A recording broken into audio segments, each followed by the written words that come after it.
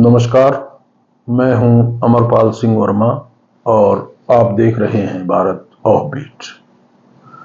क्या आपको याद है 2012 की रविवार की वो सुबहें जब पूरा परिवार टीवी के सामने बैठ जाया करता था। तब टीवी पर कोई फिल्म नहीं, कोई क्रिकेट मैच नहीं, बल्कि एक सवाल होता था। वह सवाल जो हमें सोचने पर मजबूर करता था। जी हाँ, मैं बात कर रहा हूं सत्यमेव जयते की, आमिर खान द्वारा प्रस्तुत वो शो जिसने समाज के जख्मों को बिना डरे दिखाया। आप सोच रहे होंगे कि इतने सालों के बाद सत्यमेव जयते की याद आने की क्या वजह है। दरअसल आज हम कुछ मित्र बैठकर जमीनी मुद्दों पर चर्चा कर रहे थे। इसी दौरान सत्यमेव जयते कार्यक्रम का जिक्र आया। इसी दौरान एक मित्र ने सवाल उठाया कि आमिर खान अब सत्यमेव जयते जैसे कार्यक्रम आखिर क्यों नहीं करते। जब 2012 में आमिर खान का शो सत्यमेव जयते प्रसारित हुआ तो यह केवल एक टीवी शो नहीं था, यह भारतीय टेलीविजन के इतिहास में सामाजिक जागरूकता की एक नई लहर था।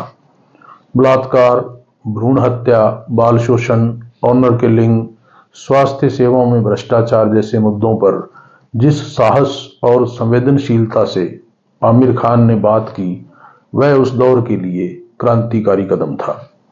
लेकिन सवाल यह है कि आज जब देश में सामाजिक मुद्दे और भी ज्यादा जटिल और व्यापक हो चुके हैं, तब आमिर खान जैसे कलाकार इस मोर्चे पर खामोश क्यों हैं।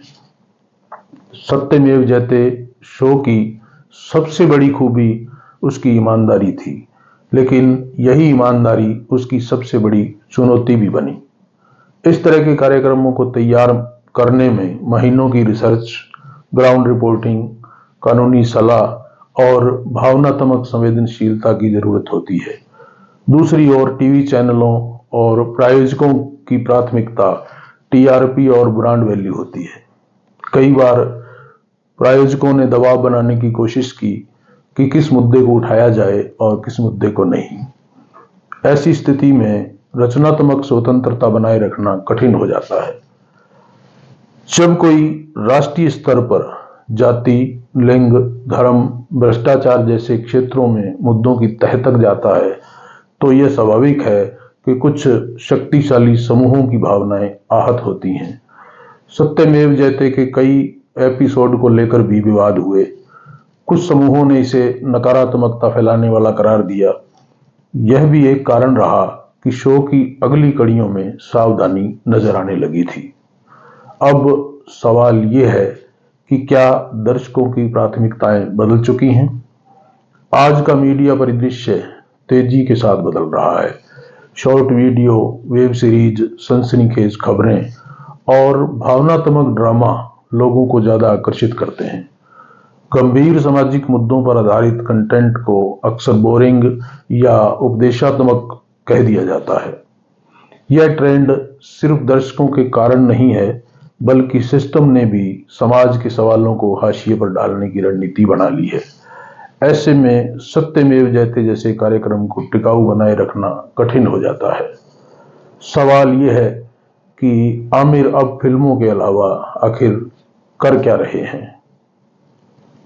आमिर खान ने पानी फाउंडेशन की स्थापना की है, जो महाराष्ट्र के ग्रामीण इलाकों में जल संरक्षण के मुद्दों पर काम करती है।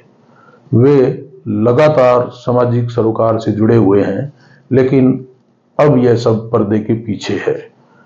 यह भी एक विकल्प है जहां कोई बिना कैमरे के धरातल पर बदलाव लाने की कोशिश कर सकता है। पर फिर भी एक सवाल हमें कचोटता है कि क्या पर्दे पर बोलने की शक्ति ज्यादा असरदार नहीं होती। क्या आमिर खान जैसे कलाकारों की सार्वजनिक उपस्थिति समाज को और अधिक प्रभावित नहीं कर सकती। आज यूट्यूब, ओटीटी और सोशल मीडिया जैसे प्लेटफॉर्म्स पर सेंसरशिप कम है और उनकी पहुंच कहीं अधिक है। यदि आमिर चाहें तो वे सत्यमेव जयते के विचार को एक नए रूप में डिजिटल माध्यमों पर फिर से जीवित कर सकते हैं। दर्शक आज भी संवेदनशील हैं, सवाल पूछना चाहते हैं, बस उन्हें एक भरोसेमंद आवाज, एक मंच की जरूरत है। सत्यमेव जयते कोई साधारण कार्यक्रम नहीं था। वह भारतीय टेलीविजन पर सामाजिक संवाद का एक दुर्लभ प्रयास था।